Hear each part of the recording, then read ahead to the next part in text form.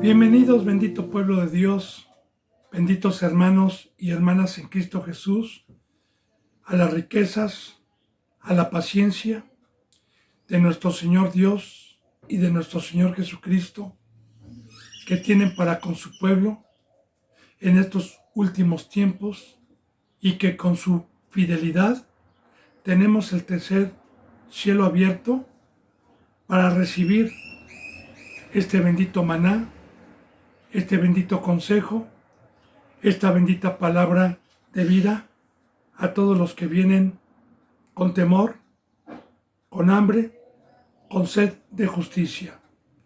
Bendito hermano y bendita hermana, antes de empezar cada culto, cada enseñanza, yo le he pedido a Dios que me permita ser un instrumento.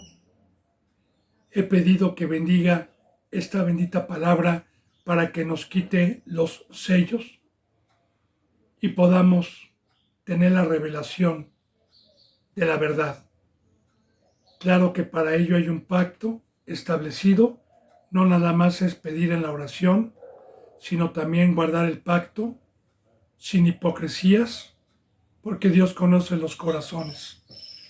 Así, vengo delante de Dios, habiéndome puesto cuentas con Él, para que me permita ser un instrumento, un portador de su bendita palabra, sabiendo que va a haber un juicio y que el juicio empieza por todos los que dimos palabra, haya sido buena o haya sido mala. Le he pedido también por cada uno de ustedes para que pueda llegar el discernimiento, el comprendimiento de esta bendita palabra espiritual, para que podamos entenderla y podamos salir del engaño, podamos tener el privilegio de practicarla. He pedido por los suscriptores, por los seguidores, por los que daban un seguimiento y ya no lo dan más, para que Dios los humille y los traiga de regreso. Por los que estén predestinados por Dios para encontrar esta bendita enseñanza el día de mañana, o cualquier otra enseñanza puesta por Dios, un ministro puesto por Dios. Yo he orado para que Dios les toque el corazón y tengan entendimiento. Por todos los que están aquí en México, en Estados Unidos, en España, en Ecuador, en Perú, en Colombia, en Puerto Rico, en Chile, en la India, en Argentina, en Uruguay, en Venezuela y en todo lugar donde Dios permita llegar esta bendita palabra. Bendito hermano y bendita hermana, continuemos con la enseñanza número 18. Estamos en el bendito libro del Génesis, capítulo 9. Ayer empezamos el capítulo 2. Dije que le iba a resumir, que lo iba a profundizar. Y bueno, en el 9 Dios dice 9.2. El temor y el miedo de ustedes estarán sobre todo animal de la tierra. Ahora fíjense bien, el temor y el miedo de ustedes. El temor es mío, el temor de usted, ¿a quién debe de ser? ¿A quién es al único que le debemos de temer bíblicamente? A Dios. Yo le decía ayer y le tocaba un versículo bíblico. El principio de la sabiduría es el temor a Dios. Pero no le temo directamente a Dios porque es un ser divino, es un ser de amor, ser de luz, ser bendito, un ser que tiene un lado bueno y que el lado malo se le provoca porque no es un fruto que Dios tenga. Así que sé que como tengo un libre albedrío que Dios me dio, yo sé que como creación suya, que me dio una ley y un pacto, sé que la desobediencia y la práctica de la rebeldía le provoca a ira. Y en la ira, bíblicamente, Dios ha destruido todo, como lo vimos en el diluvio. Ahora, recordemos que los animalitos tienen dos representaciones en la Biblia. Uno, que precisamente Dios nos los dejó y tenemos señorío sobre los animales para procrearlos, para cazarlos, para comerlos. Pero también está hablando, bendito hermano y bendita hermana, espiritualmente. Porque si yo tengo temor a Dios, no voy a pecar y voy a ser un instrumento de Dios que predique la verdad y por fruto, al predicar la verdad, entonces va a venir también el temor a las ovejitas, a los animalitos que Dios me permite. Ya le dije que Dios utiliza términos simbólicos no para agredirnos, sino para poder entender su bendita palabra. Entonces, el temor y el miedo de ustedes estará también sobre todo animal de la tierra. Porque si yo imito como Pablo, al ver yo como discípulo a Pablo, que no pecaba, yo decía, bueno Pablo, ¿por qué no haces esto? ¿Por qué no te vas de vacaciones? ¿Por qué no aceptas dinero? No, porque yo tengo temor de ir, tengo temor de perder, de ir al lago de fuego, tengo temor de perder a Dios, tengo temor de quedar en el lodo, de quedar en tinieblas. Ahora, ese temor, yo como discípulo, me lo pasa también. Y yo digo, sí es cierto, guardemos mejor con temor los mandamientos de Dios, porque es el principio de la sabiduría. Entonces, aquí está. Y sobre toda ave de los cielos, en todo lo que se mueve sobre la tierra, y en todos los peces del mar, y en vuestra mano son entregados. Y sí, tanto para comer el señorío que Dios nos dio, porque pues nosotros tenemos señorío sobre los bueyes, sobre las vacas, sobre los borregos, sobre todo lo que se come, sobre los venados, sobre todo lo que se come, incluyendo leones, porque con armas tenemos señorío. Bueno, dice en el versículo 3, y todo lo que se mueve y vive os será para mantenimiento, así como las legumbres y plantas verdes os los he dado todo, como lo vimos en Génesis 1, que cuando Dios hizo los árboles, los frutos, las verduras y los animales, aprendimos también para poder concordar que Dios, antes de haber hecho al ser humano, primeramente puso en orden la tierra, primeramente dejó árboles frutales, dejó verduras, dejó animales, para que cuando hizo al ser humano tuviéramos el refrigerador lleno por Dios.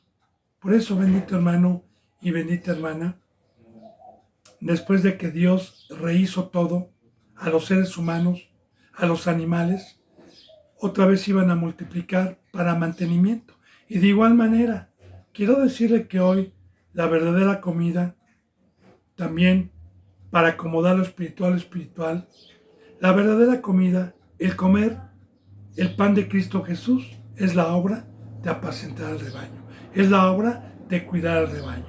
También, bíblicamente, nosotros comemos legumbres, comemos simbólicamente, no es el caso en este versículo, pero sí bíblicamente esos simbolismos los utiliza Dios para una ovejita, hablando de la obra de Dios, porque la comida de Dios es hacer sus mandamientos. Y mi vida, mi sustento, es la obra que me ha encomendado con los animalitos. Y aquí también, bendito hermano y bendita hermana, es muy importante meditar en esto, ¿no? Porque la bendita palabra nos enseña que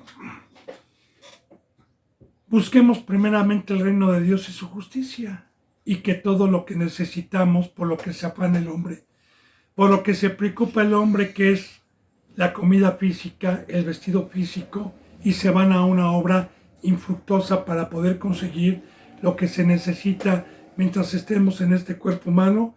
Dios dijo, busquen primeramente el reino de Dios y su justicia, y yo les daré por añadidura todas estas cosas. Vean a las aves del cielo, que no trillan, y mi Padre que está en los cielos las mantiene. Vean las flores del campo, que como las viste Dios, ni aun Salomón, con toda su riqueza, se pudo vestir como una de ellas. Así que no sean como los gentiles, busquen primeramente el reino de su justicia. Y sí, bendito hermano, Dios nos dejó esto, que el hombre se haya apropiado de lo que dejó Dios y haya hecho un comercio con ello. Bueno, es diferente, pero Dios nos dejó en su momento, todo bello.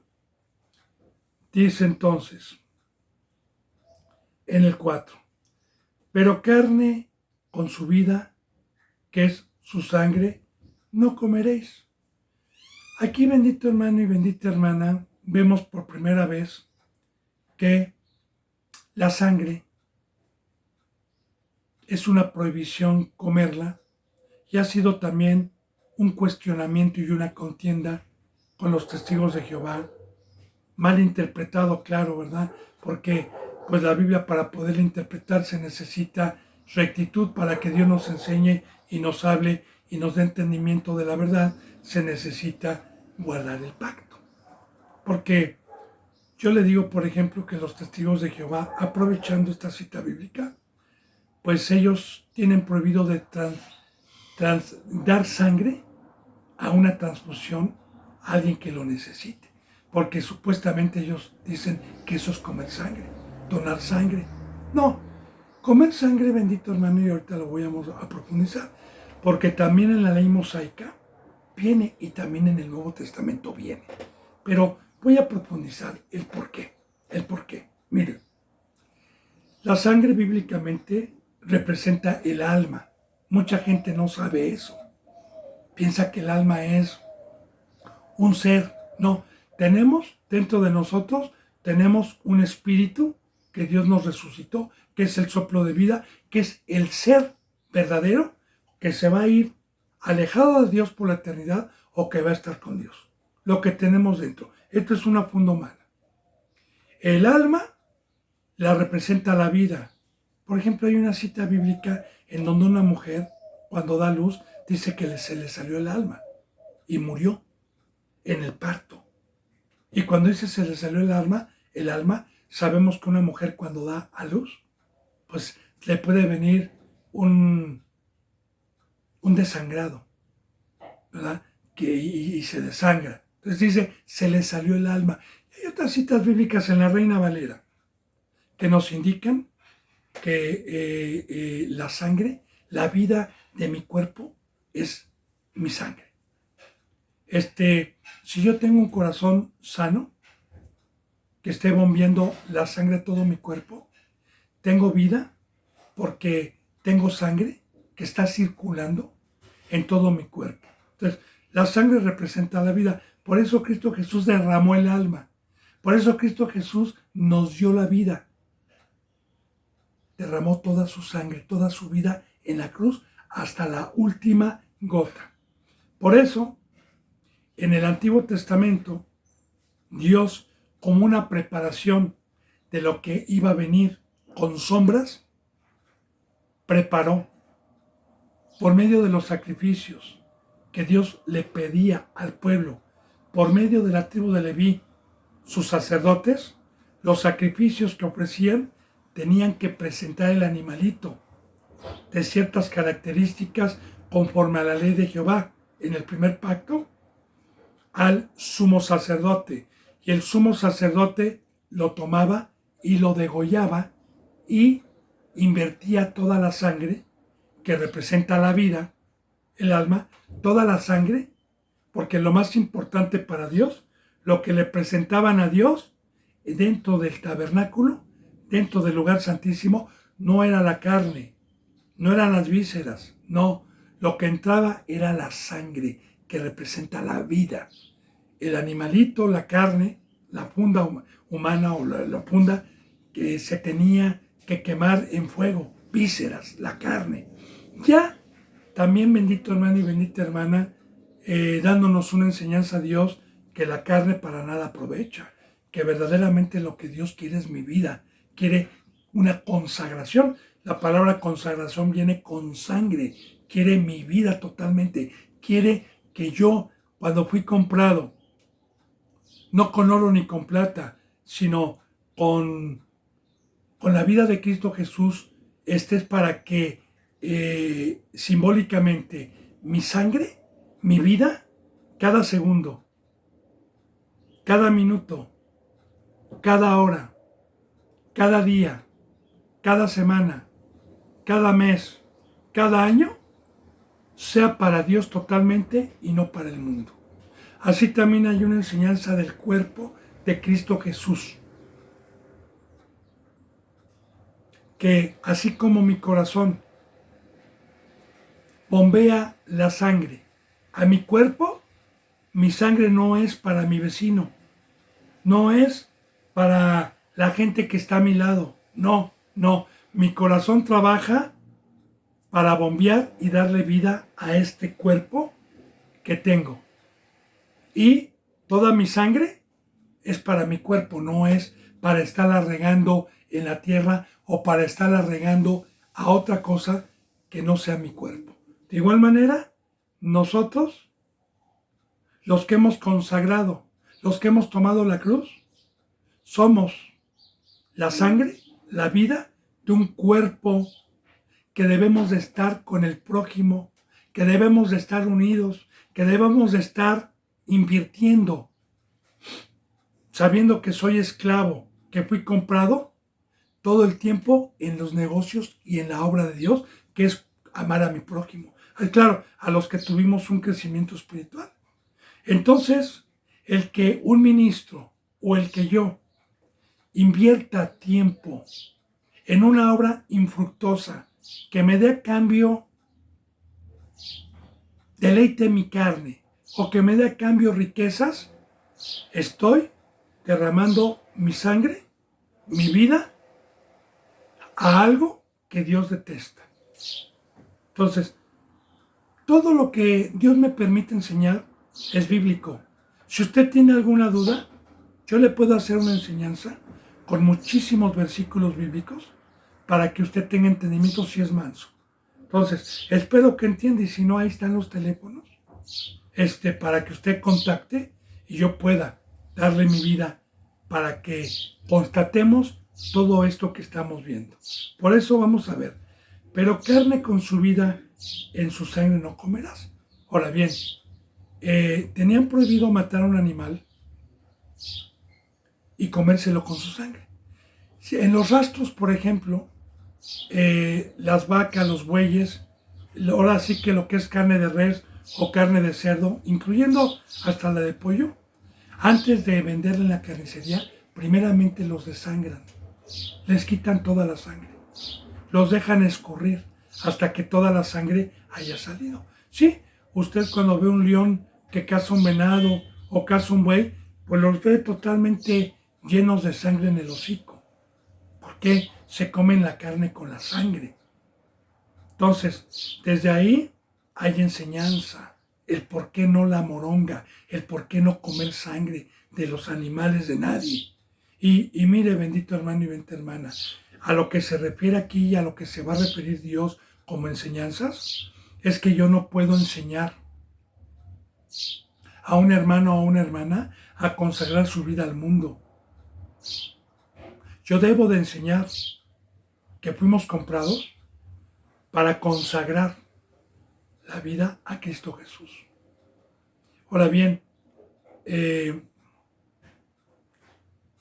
el pasar sangre a alguien que me pida sangre en un hospital no es pecado, hermano. Y yo se lo digo con toda libertad. ¿Por qué? Porque no estoy dándole mi vida. Mi vida se la tengo que dar a la iglesia y es simbólico. Mi vida, que representa simbólicamente la sangre, se la debo de dar para apacentar al rebaño. Así que si a mí me quitan medio litro de sangre para donarla y para poder ayudar a una persona, si Dios me lo pide, claro que lo puedo dar. Y eso no es comer. Cuando se refiere a comer es quitarle la vida a alguien. Porque aquí, para poderse comer a un animal con sangre, necesitan primero matarlo. No se lo pueden comer con vida. Bueno, dice, porque ciertamente, dice en el 5, demandaré la sangre de vuestras vidas. Aquí está, la sangre de vuestras vidas. Entonces, ¿qué es la vida? ¿En dónde está la vida? En la sangre. Ahora, de igual manera, ¿en dónde está mi vida? Mi vida está en consagrar, en derramar mi sangre a Dios como sacrificio vivo y a las ovejas, que es mi tiempo. Ahora, el pacto es, Satanás quiere mi sangre, Satanás quiere mi vida, Satanás tiene una mesa muy ancha para que yo invierta mi sangre a su mesa. Y Dios, el pacto es, te he comprado para mí, para mis negocios, te he comprado y me pertenece tu vida. Y tu vida es para estar a mis pies. Entonces, ahí está, bendito hermano y bendita hermana, espero sea explícito. Porque carne con su vida, en su sangre no comer, porque ciertamente demandaré la sangre de vuestras vidas. Ahí está, esa es la vida, la sangre. De mano de todo animal la demandaré. De la mano de hombre, de la mano de varón, de su hermano, demandaré la vida del hombre. Sea de un animal o sea de un hombre. Como Caín, que mató a su hermano, la bendita palabra, fíjese lo que dice, la sangre de tu hermano me clama. La sangre que fue derramada en la tierra. ¿Se acuerda que vimos eso? Entonces, voy enfocando también, bendito hermano, como una profecía, porque recordemos que la bendita palabra es profética. Y le enseño, le digo, perdón, porque el que enseña es Dios, no yo. Le digo, yo como representante en una iglesia puedo engañar a la gente para que la vida que le pertenece a Dios, que es la de usted, y que usted acepte un pacto, y que yo le enseñe a dar la vida a otra obra que no es la de Dios. Entonces yo estoy derramando su sangre y le estoy matando espiritualmente a una obra infructuosa donde Dios me va a demandar a mí, como la bendita palabra habla en San Juan 8:44, que les decía Cristo Jesús a los fariseos: ustedes son de vuestro padre el diablo, porque él ha sido homicida desde el principio, pero no con una pistola ni con una metralleta. Satanás no, homicida. Recordemos que la palabra muerte en la Biblia significa separación, y Satanás vino con engaños a separar a Adán y a Eva de una obra que tenían en el Edén, de una obra que tenían por Dios, y les vino a ofrecer otra obra. Y ellos, al comer, murieron de la presencia de Dios y Dios los dejó en una obra terrenal. Les quitó la obra del Edén. Así, bendito hermano y bendita hermana, yo puedo ser un instrumento, como la mayoría de los que se autodicen cristianos el día de hoy, y están derramando las sangres, las vidas que fueron compradas para estar consagradas con Dios, y les están enseñando a otra consagración, a invertir esa sangre en la tierra y no en la cruz. No para darla a mi prójimo, no para darla a los negocios del Padre. Entonces, la Biblia es simbólica, ya vimos que es una sombra. La sangre también la utiliza Dios simbólicamente, como el árbol, como el león, como la ovejita, para simbolizar la vida.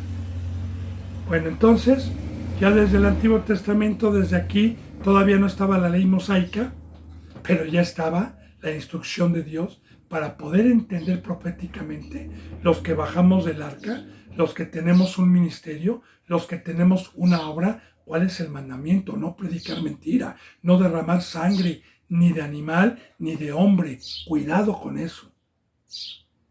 Dice, otra vez, porque ciertamente demandaré la sangre de vuestras vidas. Como Dios demandó la sangre de Abel, y como Dios va a demandar la sangre, en Apocalipsis dice que Dios va a demandar la sangre desde Abel hasta el último profeta que hayan matado. Dice, todo animal la demandaré, y de mano del hombre, de mano del varón, su hermano, demandaré la vida del hombre. Tanto del animal como del hombre. Dice, el que derramare sangre de hombre por el hombre, su sangre será derramada. Explico proféticamente. Si yo soy un instrumento para enseñar que usted derrame su vida en una profesión, que usted derrame su vida en una obra de negocios, que usted derrame su vida lunes, martes, miércoles, jueves, viernes, sábado, y el domingo le hago venir únicamente 2 o 3 horas, Dios me va a demandar esa sangre derramada en el mundo. Dios me la va a demandar a mí.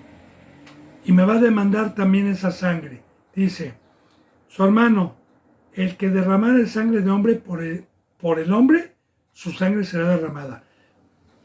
Ahora, Dios dice del varón, y de la mano del hombre, de mano del varón, su hermano, te mandaré la vida del hombre. Me va a pedir cuentas. Así que Dios me puso para dar vida. Y la vida es, fuiste comprado.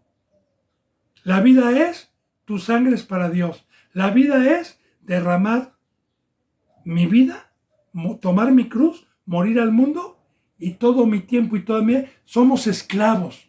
Es otra enseñanza que hay en la Biblia sobre la sangre. Porque en el Antiguo Testamento, para poder profundizar, cuando nos habla de que estaba permitido en la ley mosaica comprar esclavos, el mismo pueblo podía comprar esclavos para que sirvieran 6 años. ¿Cuál es la enseñanza? Porque yo antes no entendía. Yo como decía, ¿cómo es posible que Dios permita comprar esclavos? ¿Verdad? Ahora, un esclavo que era comprado, bendito hermano y bendita hermana, en la antigüedad era comprado a precio. Costaba mucho dinero.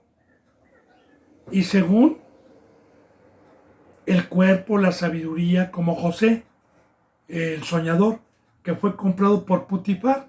¿Y por qué lo compró Putifar? Porque era un hombre que sabía leer, un hombre joven, fuerte, un hombre que le iba a servir para el trabajo. Por eso Putifar lo compró.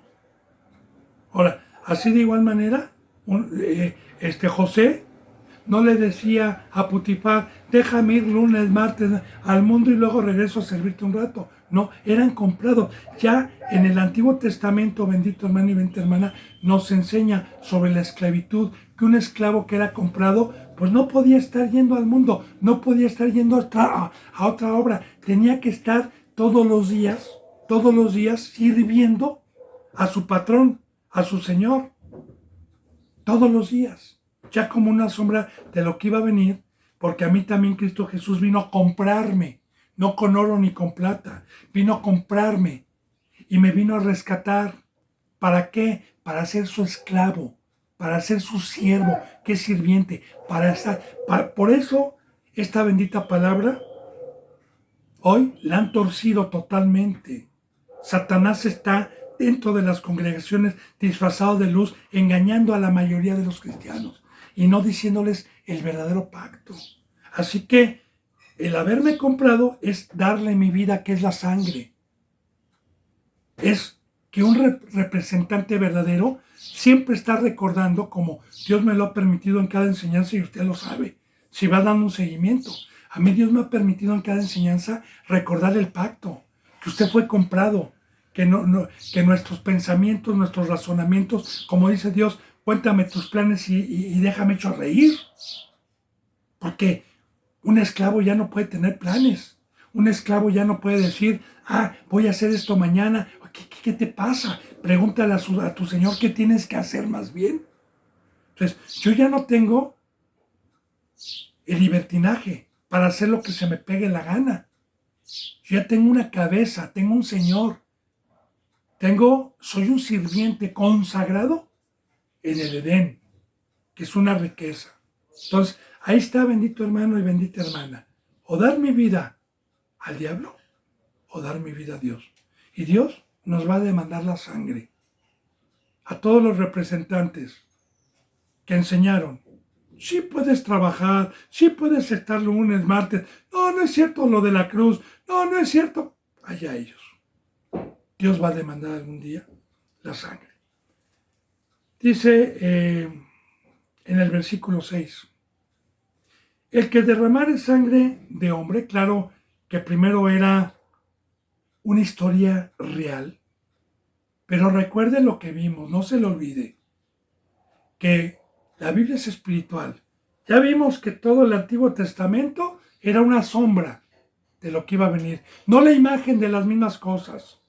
Ya lo vimos en Hebreos, sino era una sombra de lo que iba a venir.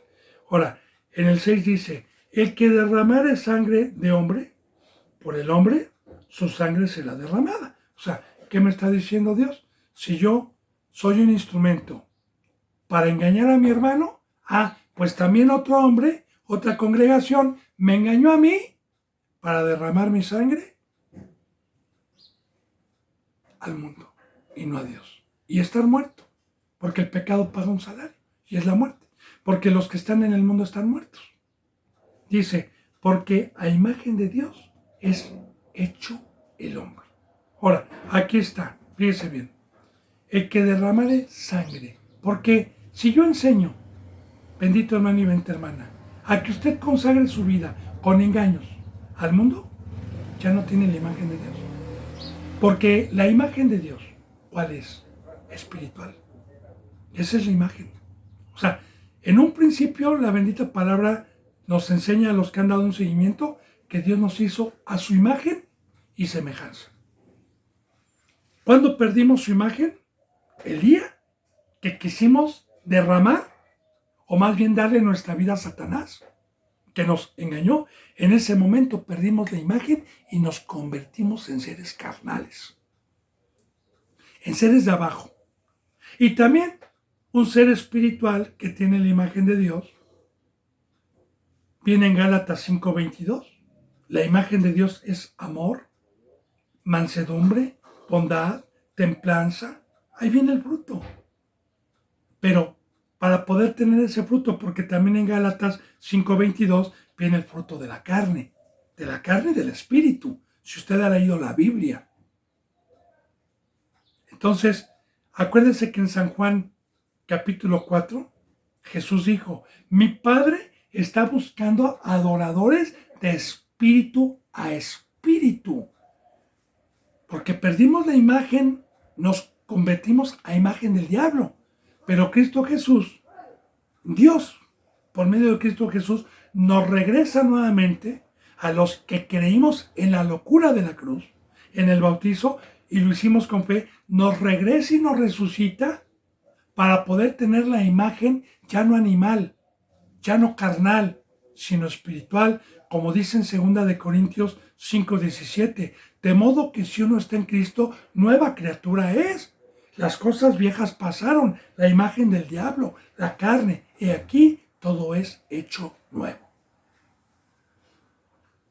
Entonces, bendito hermano y bendita hermana, imagínese, Dios le habla a usted y le da su imagen, le da la resurrección, lo hace un ser espiritual, y yo me dedico a engañarle para que usted derrame su sangre al mundo y a Satanás y quitarle la imagen de Dios y convertirlo en un monstruo otra vez. Porque eso se dedican los asesinos, los ladrones, los hijos del diablo.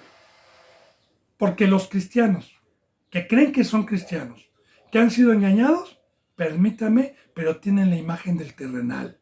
Sus obras los identifican, porque un ser espiritual está en otro canal, está en la cruz, está arriba, no milita ni se enreda con las cosas civiles del mundo.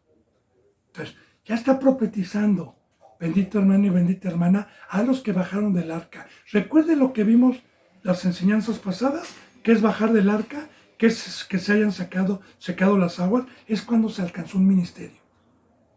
Y este pacto no lo tiene un discípulo, este pacto lo tiene alguien que ha alcanzado el segundo bautizo, alguien que tiene la estatura del varón perfecto. Bien, dice en el versículo 7, mas ustedes fructificaos y multiplicaos, procrear abundantemente en la tierra y multiplíquense en ella. Primero, meditemos en esto. Bendito hermano y bendita hermana.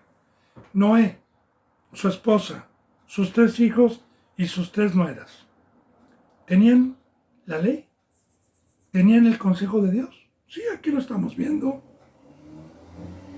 Ya vimos cómo Dios nunca dejó de hablarle a Noé, cómo le dijo que prepare el arca, cómo le dio instrucciones de todo.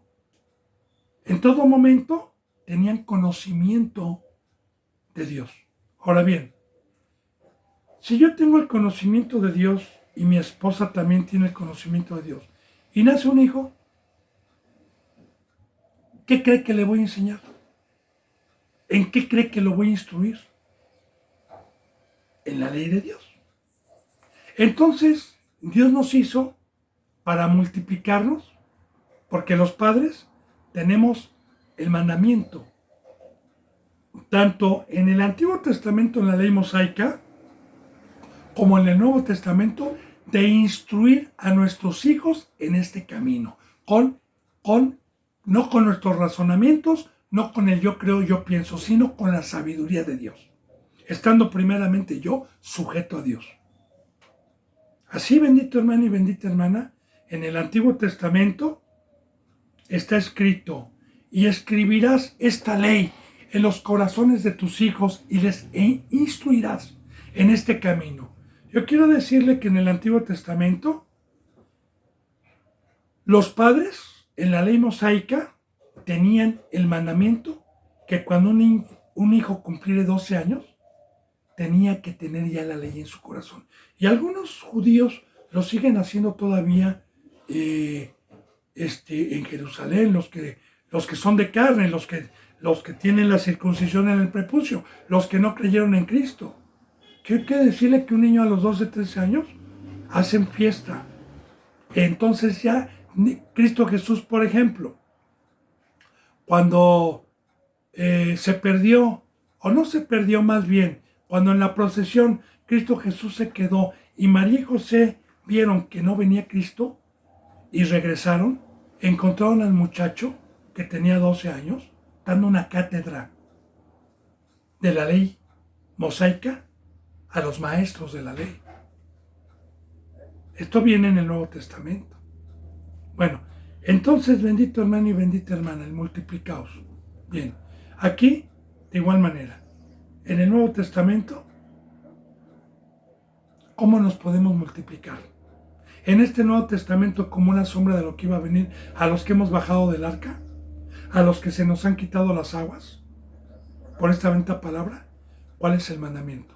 ¿Cómo me puedo multiplicar? Bienaventurados los pies que llevan el Evangelio. Bienaventurados los pies que anuncian el Evangelio. Ustedes son la luz del mundo. Ir, por tanto, a todo el mundo. Bauticen en el nombre del Padre, del Hijo y del Espíritu Santo. Ahí está el multiplicaos. El llevar el Evangelio y el bautizar. Porque el bautizo representa un nacimiento espiritual. Como dijo Cristo Jesús a Nicodemo: de cierto te digo, que el que no nace de nuevo no puede ver el reino de los cielos. Lo que es nacido de carne, carne es. Lo que es nacido de espíritu, espíritu es. Les he dicho que les es necesario nacer de nuevo. Ya está. El multiplicarnos, porque cuando llevo el verdadero evangelio, cuando un representante que no es hipócrita, que va con el Espíritu Santo a convencer al mundo de pecado para que salgan del mundo y tomen su cruz, en ese momento nos estamos multiplicando con un ser espiritual que Dios resucitó, que deja de ser de carne, y nos estamos multiplicando. Pero lamentablemente hoy este mandamiento, su casa, su iglesia, lo ha dejado de hacer, y más bien se están multiplicando los orcos, los demonios. Van y recorren mar y tierra para hacer un prosélito y hacerlo doblemente hijo del infierno, de carne, engañarlo. Entonces, el pacto es multiplicar. Recuerde que la bendita palabra nos enseña con muchas enseñanzas. En el Antiguo Testamento, una mujer estéril era despreciada. Le presentaban carta de divorcio, porque en el Antiguo Testamento los primogénitos eran los que llevaban la herencia. Así también, simbólicamente, el primer pueblo fue estéril.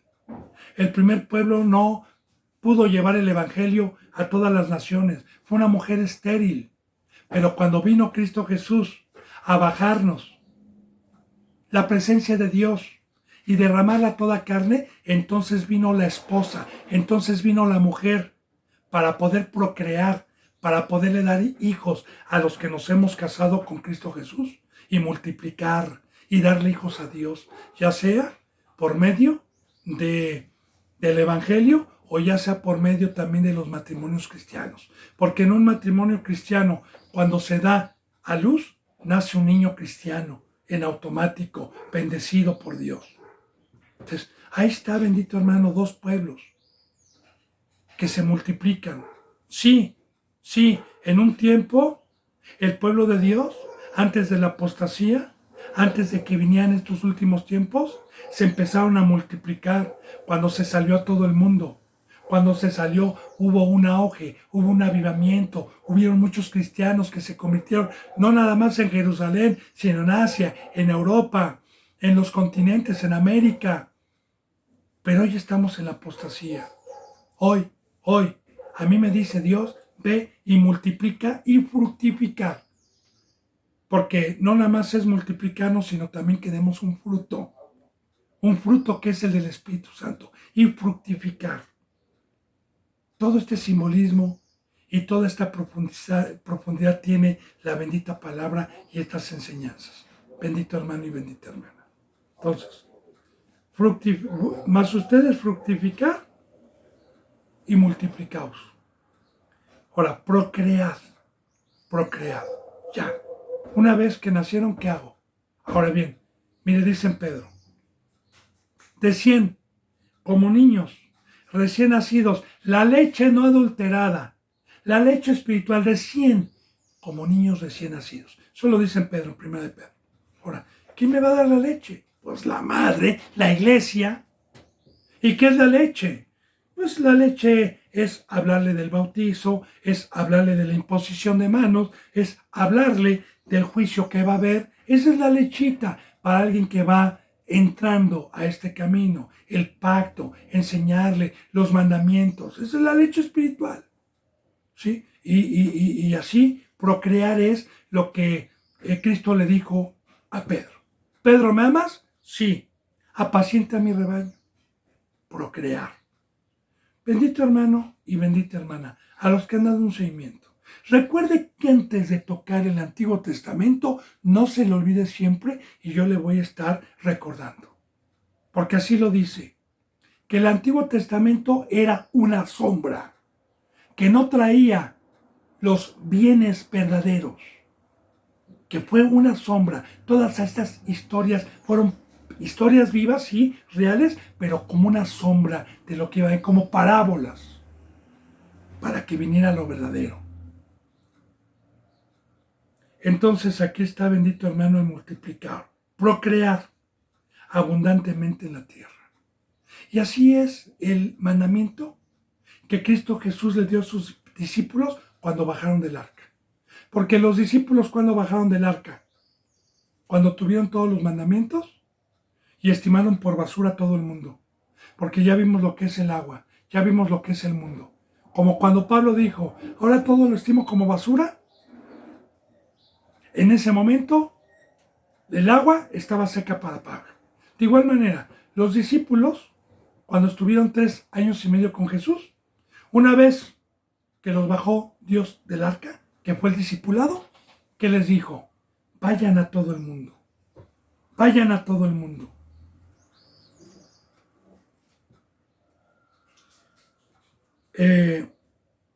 Multiplicaos, procread abundantemente en la tierra. Vayan a todo el mundo, eso es abundantemente la tierra, y multiplicaos en ella. Así sabemos, bendito hermano y bendita hermana, que esta profecía se llevó a cabo porque el evangelio y la vida empezó en Jerusalén. Y luego pasó lo primero donde fue Pablo fue a las aldeas, a Asia, luego a Europa. Y así se empezó a llenar la tierra y nos empezamos a multiplicar como pueblo de Dios. Dice en el versículo 8, y habló Dios a Noé y a sus hijos con él diciendo, y sigue las enseñanzas. He aquí, yo establezco mi pacto con ustedes, Dios de pactos, y con vuestros descendientes después de ustedes. Muy importante. ¿Con quién establece Dios pacto? Únicamente con los que Dios ama, nada más. ¿Y qué es un pacto? Un pacto es un convenio, ya sea de palabra o por escrito, ya sea con juramento como lo hizo Dios con Abraham, en este caso con Noé de palabra, o ya sea por un escrito como el que tenemos hoy nosotros el día de hoy. Pacto. Un pacto es, yo te doy a cambio de que tú hagas esto. Ese es un pacto. Tenemos riquezas, promesas del Todopoderoso, pero también tenemos pedimentos. Ese es un pacto. Ahora, vamos a ver el pacto que va a establecer aquí. Y con él y sus hijos, porque, mira hermano y hermana, quiero también profundizar esto. Cuando Dios nos llama por primera vez y tenemos el privilegio de haber creído y de haber entrado por la puerta y que nos haya resucitado, tenemos un pacto. El pacto es, no regreses para atrás. El pacto es, sé obediente. El pacto es, ama a Dios por sobre todas las cosas, con toda tu alma, con toda tu mente, con toda tu fuerza, con todo tu cuerpo. Y amar a Dios simplemente es practicar sus consejos y sus mandamientos. Ese es el pacto que yo tengo como discípulo. Una vez que durante 1 año o 2 años amé a Dios y fui teniendo el conocimiento de sus mandamientos, semana con semana, mes con mes, año con año, y logré, mediante la fe, mediante su presencia, hacer todos sus mandamientos, que sus mandamientos me sacaron del mundo, del engaño y de la obra infructuosa, y entonces ya estoy de este lado. Entonces Dios, el segundo mandamiento es, y su pacto, con alguien que terminó un discipulado, con alguien que tuvo el privilegio de estar en las manos de Dios y que Dios haya terminado la forma y le dio la estatura del varón perfecto, la condición por la cual Dios me amó y me hizo y me dio un crecimiento, la condición fue una obra, amar a mi prójimo. Derramar mi vida, apacentar. Por eso el primer mandamiento es amar a Dios y el segundo amar al prójimo. Y dice la palabra que si usted puede hacer esos 2 mandamientos, en automático toda la ley la cumple. Claro, lógico. Porque amar a Dios es haber conocido todos los mandamientos y cumplirlo. Y el último y el más importante, una vez que ya salí del mundo, es entonces dar mi vida a la obra de Dios. Entonces dice en el 9, ¿verdad? Ese es el pacto. El pacto es dar mi vida. Voy a hacer un pacto con ustedes y con vuestros descendientes después de ustedes. Porque de igual manera, bendito hermano y bendita hermana, el pacto para todos los que se bautizan, para todos los que nosotros nos utiliza Dios como mujer para procrear, para multiplicarnos, nosotros tenemos el mandamiento de que las promesas divinas son las mismas que Dios me dio a mí y para todos los que quieran creer, para todos. Lo mismo es el pacto. Dice en el versículo 10. Y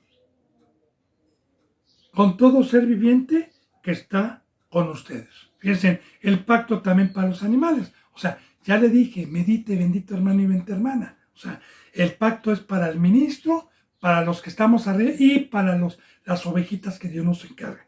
Dice, y con todo ser viviente que está con ustedes, aves, animales y toda bestia de la tierra que está con vosotros. Desde todos los que salieron del arca hasta todo animal de la tierra. Todos los que subieron al arca, todos los que creyeron en mí, a todos los que salvé, porque recordemos que Dios había destruido iniquidad y impiedad. Entonces, ¿el pacto con quién es? Con los que se salvan, con los que entraron al arca y con los que bajan del arca también, que ya vimos la profundidad de las enseñanzas. Dice, estableceré mi pacto con vosotros.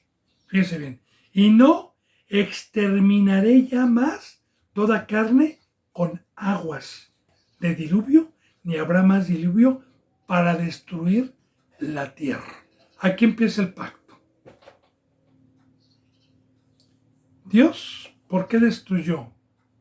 Porque el pensamiento del hombre era de continuo mal y se convirtió en carne. Pero ¿cuál es la enseñanza y el pacto de Dios el día de hoy? El pacto es que desde aquel entonces, Dios, aunque hubiera iniquidad porque la hubo en el pueblo de Dios, en la descendencia, volvió a haber pecado más adelante, volvió a haber iniquidad, pero Dios ya no destruyó con un diluvio el planeta Tierra. Ya no lo destruyó. Ahora las enseñanzas son otras. Ahora en Apocalipsis las enseñanzas son otras. La destrucción es otra. Pero por lo pronto ya no iba a destruir con un diluvio, con una inundación. Porque de igual manera, bendito hermano y bendita hermana, al pueblo de Dios, ponga atención en esta enseñanza.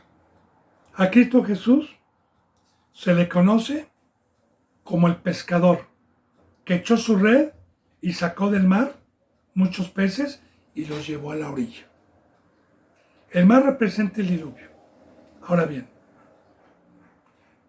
dice la bendita palabra en esa parábola que yo le estoy diciendo en el Nuevo Testamento, que en la orilla muchos peces son regresados y echados fuera y pocos peces son escogidos, peces para comer. ¿Qué representa? Que los que somos leales, los que estamos en el arca, los que guardamos los mandamientos de Dios, Él no nos regresa al mar. Él no nos regresa al mundo. Como está escrito, ¿a quién destruye Dios y cuál es el pacto también en el Nuevo Testamento de todos los que somos llamados? El pacto es que el que peque paga un salario de la muerte para que Dios lo regrese y lo destruya. En lo que es el mar, en lo que es el mundo, en donde está el trono del diablo. Pero, el pacto de Dios es que Dios es fiel conmigo, porque si yo guardo los mandamientos, Dios me dice, a ti no te voy a regresar, y a usted también, y a cualquier cristiano que esté en el arca, a cualquier cristiano que esté trabajando los talentos, a cualquier cristiano que esté en la obra de Dios, el pacto de Dios es que nosotros no vamos a ser destruidos. Bueno, dice en el versículo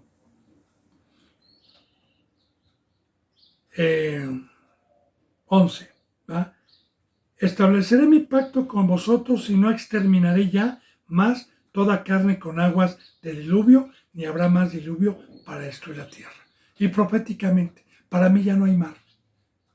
Para mí ya estoy caminando arriba. Para mí Dios destruyó el mar, porque internet, todo lo que busca la gente, yo ya no lo tengo, hermano. Dice, y dijo Dios, esta es la señal del pacto.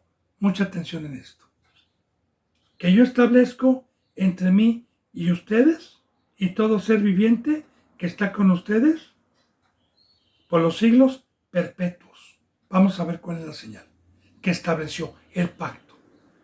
Mi arco he puesto en las nubes, el cual será por señal del pacto entre mí y la tierra. Mi arco, que es el arco iris. Que precisamente el arco iris es un fenómeno natural de Dios hermoso, que se da cuando hay nubes, o sea, en tiempos de agua, en tiempos de lluvia, que es precioso el arco iris. Pero deje la preciosura. ¿Qué representa? ¿Qué es? A Dios se le conoce como Jehová de los guerreros, como un guerrero, porque estamos en guerra. Jehová de los ejércitos, Jehová de los ejércitos. Ahora, un rey que está en guerra tiene armas.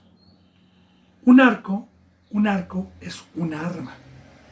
De hecho, en el Antiguo Testamento, el pueblo de Dios era diestro, muchos eran diestros para el arco, otros eran diestros para la honda, otros eran diestros para la espada.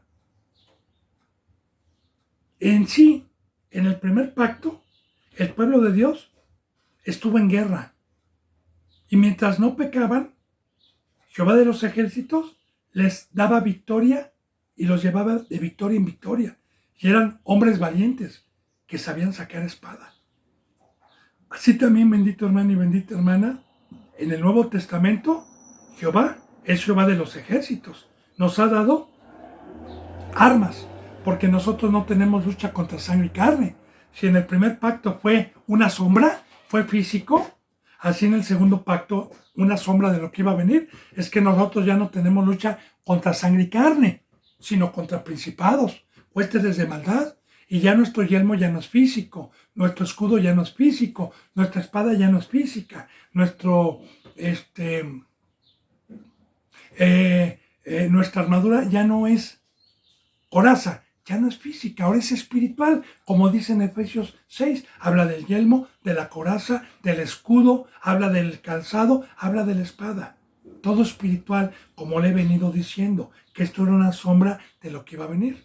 Pero, bendito hermano, ¿qué significa un arco hermoso? Sin flechas, sin flechas. Diciendo Dios, ¿sabes qué? Yo soy Jehová, no se te olvide, soy guerrero. Yo ya destruí. No se te olvide que tengo el poder para destruir. Pero el pacto es que este arco hermoso ya no voy a destruir al ser humano. Ya no vengo con ira. Ya no vengo con flechas. Ya no vengo a matarlos. Ya no vengo a herirlos. Y el arco va a estar en las nubes. Ahora, ¿qué es esto de que el arco esté en las nubes? Porque es muy importante, ¿verdad? Y por los siglos, porque dice aquí, y dijo Dios, esta es la señal del pacto que yo establezco, de que no voy a destruir, que yo establezco entre mí y ustedes. Todo ser viviente que está, fíjense, todo ser viviente, no cualquiera. Ser viviente, recuerde que hay muertos, el pecado paga un salario, es la muerte. Ahora, todo ser viviente que esté con ustedes, este va a ser mi pacto. Los que tengan vida, los que no practiquen el pecado. Mi arco he puesto en las nubes, el cual será por señal del pacto eterno. Ahora, he puesto en las nubes, arriba, en el cielo. Ya vimos las nubes, es en el tiempo de lluvias. Y nosotros estamos en los tiempos de lluvias, en el tiempo de sembrar, en el tiempo de cosechar. Y las nubes somos nosotros, los que somos de arriba. Y el pacto no es para los de abajo, el pacto es para todo ser viviente, el pacto es para nosotros, el pacto es por los que entraron por la puerta del redil, porque Dios es un Dios de pacto. Y el pacto es que si yo guardo como ser vivo los mandamientos de Dios, a mí no me va a venir la maldición que está establecida de destrucción que viene para los que están abajo, en Apocalipsis. Porque viene una destrucción, porque viene apocalípticamente que Dios va a borrar todo. Pero el pacto de que vamos a ser arrebatados, de que nosotros estamos protegidos y de que Dios no nos va a herir, pero sigue siendo Jehová de los guerreros, es Dios. También, bendito hermano y bendita hermana, sobre el arco. Otra enseñanza. Los 4 jinetes apocalípticos. El primer jinete es un caballo blanco que trae un arco, si usted lo ha visto. ¿Qué representa el primer caballo apocalíptico? Al anticristo. ¿Qué representa el blanco? Santidad. Pero este viene a engañar, como Satanás se disfraza de ángel de luz. Satanás se disfraza de blanco. El caballo representa guerra, pero dice que trae un arco, pero sin flechas también. Nada más dice que trae un arco. Y este personaje, que ya no tarda en darse lugar, que se va a presentar como Cristo Jesús en el templo, Viene aparentemente como de luz, es el caballo blanco. Viene como un guerrero, pero a poner una paz para engañar a mucha gente. Y viene bien armado, porque este ser, este anticristo, va a ser una cabeza de una nación, donde las naciones, o la mayoría de las naciones más poderosas, van a darle su poder, que el poder de las naciones hoy es su armamento, son las armas nucleares, como Rusia, como Estados Unidos, como China, como Corea del Norte, que ya estamos viendo cómo se va dando lugar, quiénes se van uniendo, qué poderosos se van uniendo y quiénes van a estar con el anticristo. Pero el anticristo, o este caballo blanco, viene a decir, traigo para acabar el planeta Tierra, pero no, vengo a poner una paz. Y claro, va a venir, ese es el caballo blanco con un arco, que también viene cuando se empiezan a quitar los sellos, del rollito que trae Dios. A los que han leído la Biblia, para poder profundizar el arco. El arco, porque este pacto que Dios trajo, como no es en la carne, como es espiritual, ahora ya, por medio de la fe, por medio del fuego de Dios, yo ya no peco. Y Dios ya no me hiere. Porque este pacto es de perfección. Bueno, mi arco he puesto en las nubes. Ya le dije lo que es en las nubes. Primeramente, a los que tenemos lluvia, a los que tenemos agua, porque los impíos, los del mundo, los que están abajo, están en un desierto. Como dice también en Judas, hablando de los pecadores, estas son nubes sin agua. Bueno, pero nosotros somos nubes con agua, en la cual será por señal del pacto entre mí y la tierra. Un arco que no nos va a volver a destruir. Que este pacto es de paz. Cristo Jesús dijo, Él ha venido a traer paz. Él nos ha venido a reconciliar con Dios. Dice en el 14, y sucederá que cuando haga venir nubes sobre la tierra, se dejará ver entonces mi arco. Pero claro, que físicamente, bendito hermano y bendita hermana, cada que hay lluvia, como yo le dije, en algunos lugares se ve el arco iris. Pero tiene simbolismo y tiene enseñanza, aparte de que es visible, aparte de que es físico, porque yo cuando era católico, pues veía el arco, pero nunca sabía que era el pacto de Dios, ni me imaginaba siquiera lo que significaba ese precioso arco iris, que mucha gente piensa que hay oro abajo, que hay, bueno, pero tiene otra enseñanza, totalmente diferente. Así que, si Dios me lo permite, este versículo 14, mañana también lo voy a profundizar para saber qué significa espiritualmente. Por lo pronto, yo le mando un abrazo y el beso del ósculo santo. Hasta mañana, si Dios me lo permite, y gracias.